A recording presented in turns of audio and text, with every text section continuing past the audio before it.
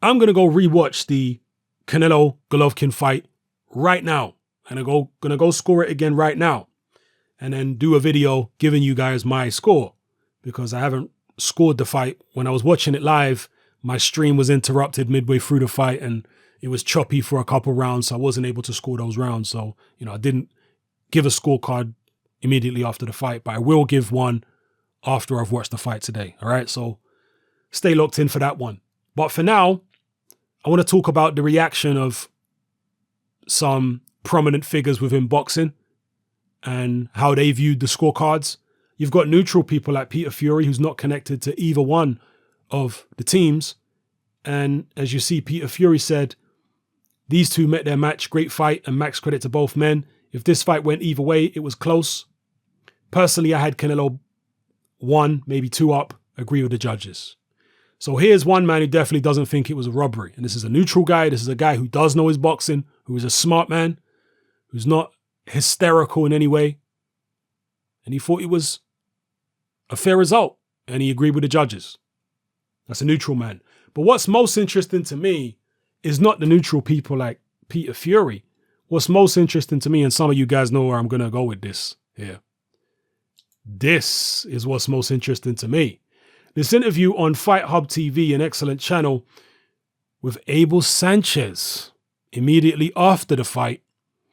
And Abel Sanchez, as the title of the video says, I think Triple G took off the last round and didn't do enough to win it convincingly. And if you watch the interview, if you watch the video, Abel Sanchez is giving all the credit to Canelo and he's saying, look, it was a close fight. I can't say we were robbed, etc., etc. Now, after the first fight, Abel Sanchez was basically saying that they were robbed. He was saying that it was a bad decision. But this time around, he ain't saying that. Plenty of the Golovkin fans are saying that. But Abel Sanchez ain't saying that. And Abel Sanchez is a guy who fights his boxer's corner. He's one of the most vocal boxing trainers out there when it comes to beating the drum for his fighter.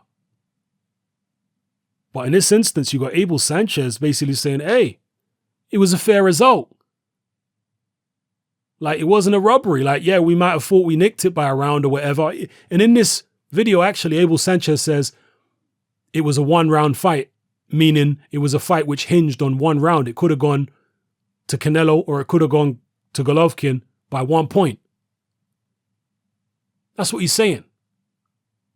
Is this just Abel being magnanimous in defeat and maybe privately it feels like they did get robbed? Or is this him being honest? It's difficult to advocate people picking and choosing, One day they go with Abel because, yeah, he's saying we got robbed and we did get robbed and he's a straight shooter and I like him. And the next day he's saying, well, actually, we didn't get robbed for this fight. It was a fair result. It could have gone either way. What, is he now not credible? It's hard to make that case, but if you want to make that case, make it in the comment section below. I want to hear from the pro-Golovkin brigade. Why is Abel Sanchez basically saying the fight could have gone either way? Why is Abel Sanchez not complaining? Why is Abel Sanchez not saying this fight as a robbery? He said the first fight was a robbery. Why is he not saying this fight as a robbery? Again, I haven't scored the fight, so I'm not passing judgment on the cards at this point. I'm going to go score it right now after I've done this video.